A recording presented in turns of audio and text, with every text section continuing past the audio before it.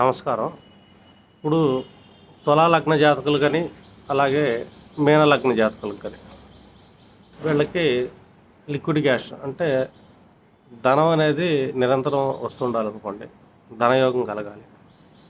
వీళ్ళు ఏం చేయాలంటే వాళ్ళ ఇంటిలో అంటే వాళ్ళు నివసించే గృహంలో నార్త్ వెస్ట్ డైరెక్షన్లో నార్త్ వెస్ట్న ఒక పంచముఖ హనుమంతుడిది చిన్న ఫోటో ఒకటి పెట్టడం.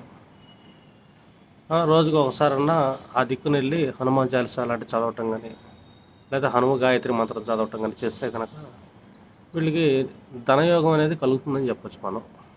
ముఖ్యంగా ఇది తులా లగ్న జాతకులు కానీ, అలాగే మీన లగ్నంలో జన్మించిన జాతకులు కానీ.